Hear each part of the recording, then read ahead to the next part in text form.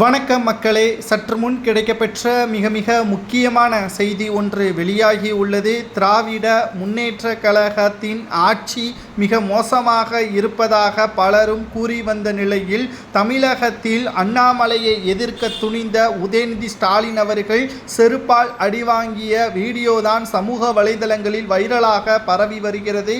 நேற்று ட்விட்டரில் get out Modi என்று ஹேஷ்டாக் ட்ரெண்டிங் ஆனது 3வது இடத்தில்.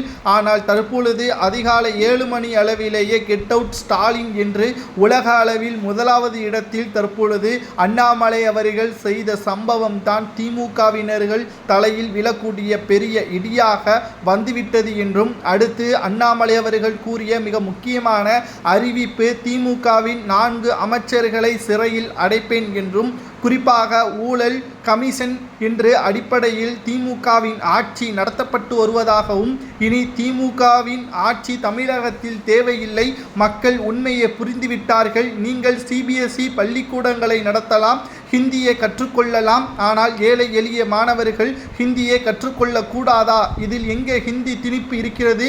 இந்தியாவில் உள்ள பல மொழிகளில் ஏதேனும் ஒரு மொழியை கற்றுக்கொள்வதில் என்ன தவறு இருக்கிறது? இதைத்தான் 3வது மொழிக் கொள்கை என்று நாங்கள் கூறுகிறோம். ஹிந்தி என்று மட்டும் நாங்கள் கூறவில்லை என்பதை ஏன் மக்களிடம் தெரியப்படுத்தாமல் தயக்கம் காட்டிக் கொள்கிறீர்கள்? இதை வைத்து அரசியல் செய்ய உங்களுக்கு ஆதாயம் தேவைப்படுகிறதா? மக்களையும் சரி, இளைஞர்களையும் குழந்தைகளையும் உங்களது அரசியலுக்காக அவர்களது எதிர்காலத்தையே கேள்விக்குறியாக்கக்கூடிய வகையில் செய்யப்போவது ஏன்?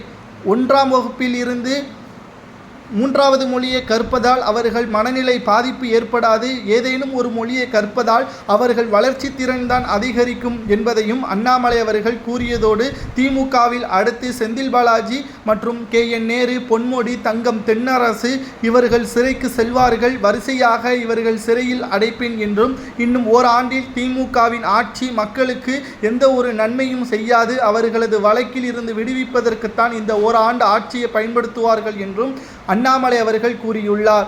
மேலும் குறிப்பாக மதத்தை வைத்து அரசியல் செய்பவர்கள்தான் பாஜகவினர்கள் என்று திமுகவினர்கள் கூறுகிறார்கள். ஆனால் குன்றன்குடியில் மசூதியை வைத்தும் முருகனை வைத்தும் முதலில் அரசியல் செய்தது யார்?